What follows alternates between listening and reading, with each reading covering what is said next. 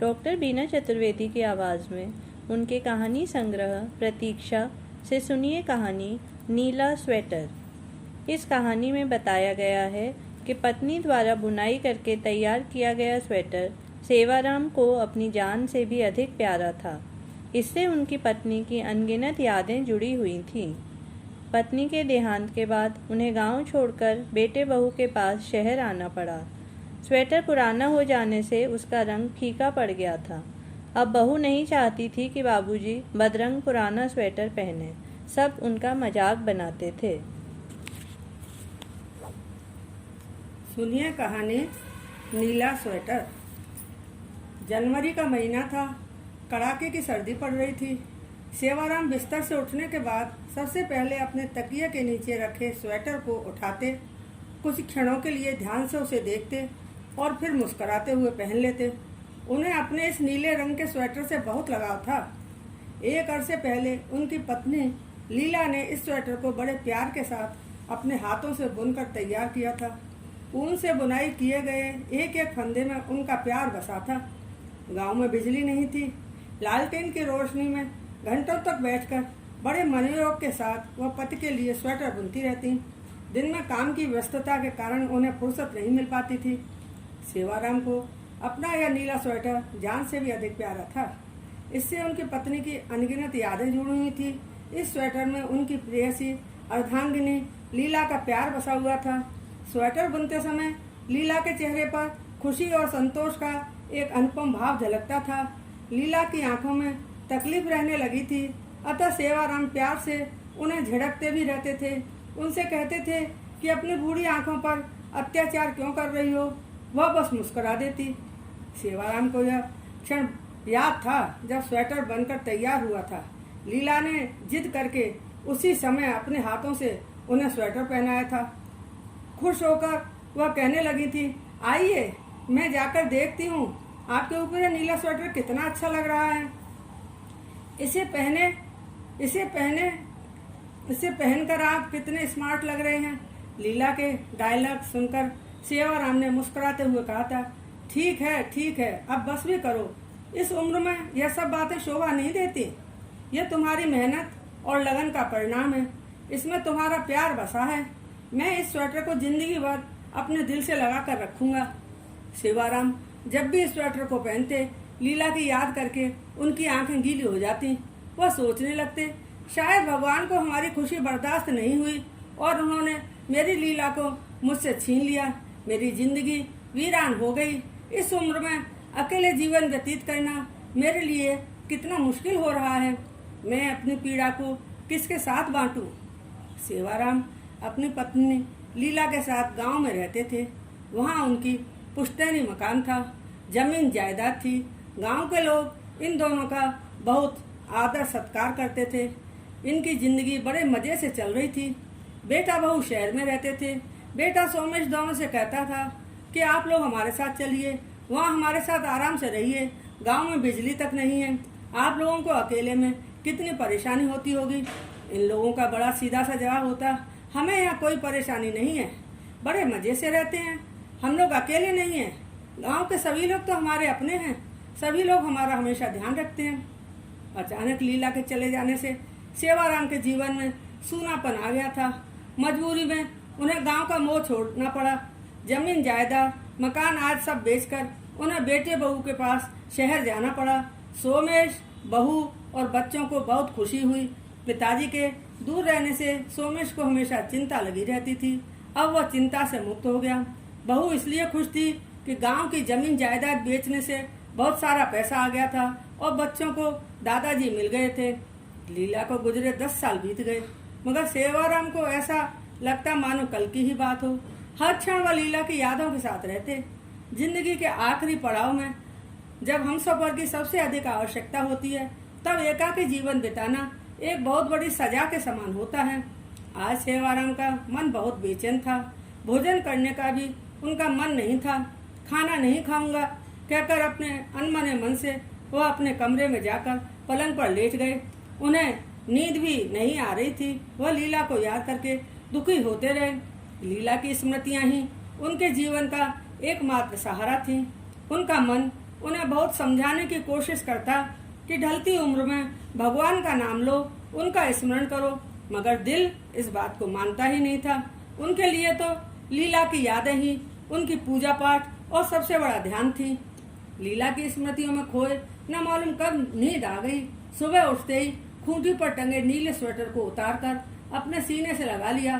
पुराना हो जाने से स्वेटर का रंग फीका पड़ गया था। इसके बावजूद भी दूसरे स्वेटर की उनकी कोई ख्वाहिश नहीं थी। सेवाराम की पुत्र वधू सरिता बहुत ही नकचढ़ी और तेज तर्रार स्वभाव की थी। वह जब भी ससुर को नीला स्वेटर पहने देखती उसे बहुत झल्लाहट होती। तल्खी भरे स्वर में वह कहती, बाबूजी, आप हमेशा अपने मन की ही करते हैं। हमारी बात नहीं मानने का आपने तय कर लिया है। आज मैं आपसे पूछ रही हूँ कि आप हमारा कहना क्यों नहीं मानते? इस बदरंग पुराने स्वेटर को पहनकर मोहल्ले वालों के बीच हमारी बदनामी क्यों करवाते हैं? लोग तो यही कहेंगे कि बेटा बहू अपने पिताजी को ढंग का स्वेटर भी नहीं दिला सकते। इतना सुनने के बाद भी सेवाराम ने अनसुना किया और नीला स्वेटर पहनकर बाहर चले गए। पूरनमल सेवाराम के लंगोटिया यार थे। उनका आना जाना लगभग हर रोज ही सेवाराम के घर होता था। पूरनमल की शादी नहीं हुई थी।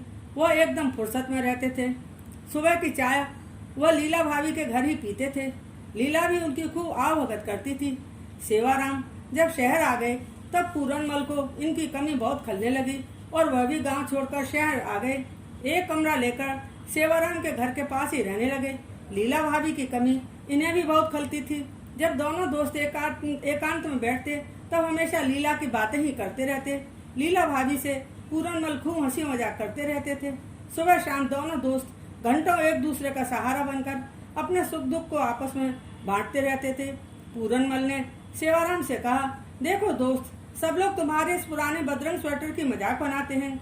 मैं इस बात को समझता हूँ कि इस स्वेटर के साथ तुम्हारा लगाव स्वाभाविक है, मगर सब लोग इस बात को नहीं समझते। मेरा कहना मानो, इस बार पेंशन मिलते ही तुम अपने लिए एक नया स्वेटर अवश्य खरीद लेना।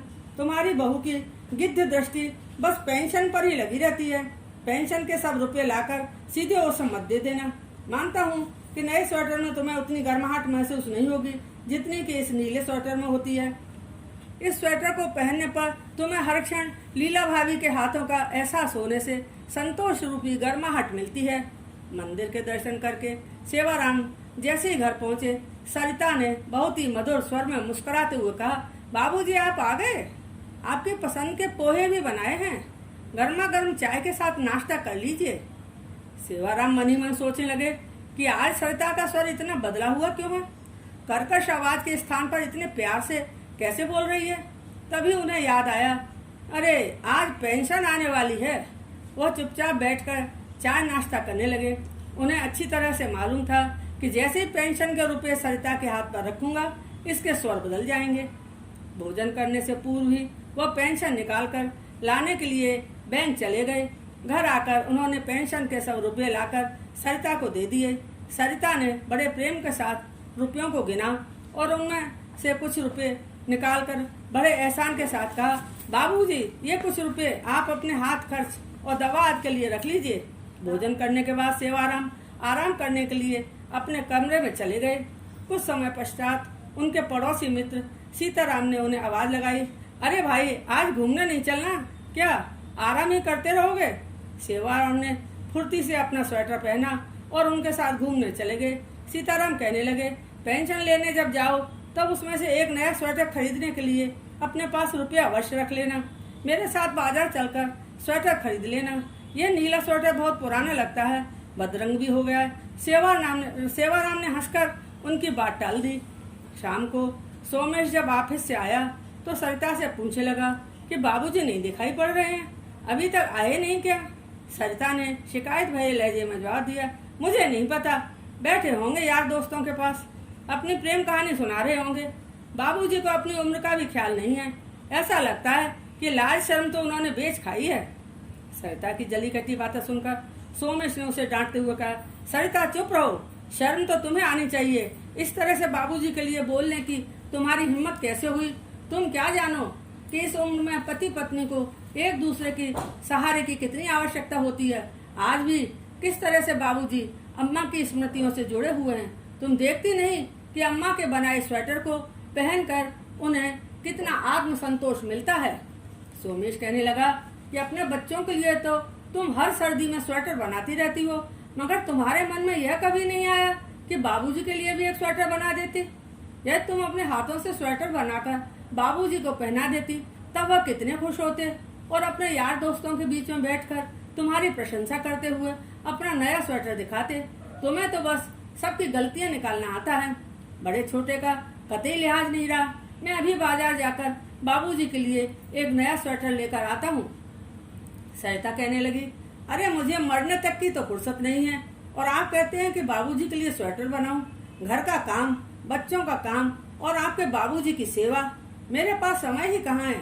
आप नया स्वेटर भले ही ले आए, मगर वह अपने नीले स्वेटर का मोह तो मरते दम तक नहीं छोड़ेंगे, उसमें उनकी जान बसती है। सरिता की जली कटी बातें सेवाराम के कानों में पड़ गई थी। यह सब सुनने के बाद उनका मन बहुत बेचैन हो गया। वह चुपचाप अपने कमरे में जाकर लेट गए। वह सोचने लगे कि सरिता की जुबान तो हमेशा ही जहर उगलती रहती है, यह कोई नई बात तो है नहीं। मेरी समझ में नहीं आता कि वह चाहती क्या है। 1 तारीख को अपनी सारी पेंशन लाकर उसे सौंप देता हूँ, घर के अनगिनत काम करता हूँ, बच्चों को स्कूल के बस तक छोड़ना और लाना मेरे रोज की ड्यूटी है। इतना करने के बाद भी सरिता कहती है कि वह मेरी सेवा कर रही है। शायद 2 समय रोटी खिलाना और चाय देने को ही सरिता सेवा करना समझती है। दुखी मन से सेवाराम उठे और कमरे में चहलकदमी करने लगे। लीला की याद करके उनकी आंखों से झरझर आंसू बहने लगे। वह मन ही मन बुदबुदाने लगे, लीला तुम मुझे छोड़कर क्यों चली गई? तुम्हारे बिना मैं कितना मजबूर और लाचार हो गया हूँ। काश तुम मेरे पास होती और मुझे सांत्वना दिला सकती। इसी समय दादाजी बोलते हुए चुन्ना और छोटी आकर उनके गले में बाहें डालकर उनसे लिपट गए। नन्हे बच्चों के स्पर्श ने उनके दुख रूपी सागर को एक क्षण में ही सोख लिया। उन्होंने बच्चों को अपनी छाती से लगा लिया। बच्चे पूछने लगे, दादाजी आप रो क्यों रहे थे? क्या आपको दादी जी की याद आ रही थी? मम्मी ने कुछ कहा क्या? मम्मी बहुत बुरी हैं, हम लोग पापा से मम्मी की शिकायत करेंगे। सेवाराम कहने लगे, नहीं बेटा, मम्मी ने कुछ नहीं कहा। तुम्हारी मम्मी तो बहुत अच्छी हैं, वह तुम दोनों को कितना प्यार करती हैं, ऐसा नहीं कहते। मगर दादाजी मम्मी आपसे क्यों नहीं प्यार करती? वह हमेशा आपके लिए क्यों बुरा बुरा बोलती रहती हैं? सेवाराम के पास बच्चों के इन प्रश्नों का कोई उत्तर नहीं था। बच्चे कहने लगे, दादाजी हम आपको पोएम सुनाते हैं। बच्चों की मीठी मीठी बातें सुनकर सेवाराम अपना दुख भूल गए। उन्होंने बच्चों से कहा, जाओ बेटा मेरा स्वेटर लेकर आओ, फिर हम बाहर चलेंगे, तुमको टॉफी दिलाएंगे। कमरे के बाहर खड़ा हुआ सोमेश उनकी बातें सुन रहा था। वह सोचने लगा कि पिताजी की वीरान जिंदगी को कुछ समय के लिए ही सही बच्चे उन्हें खुशी प्रदान करते हैं। सोमेश ने अपना कोट पहना और चुपचाप अपने बाबूजी के लिए नया स्वेटर लाने के लिए बाजार चला गया।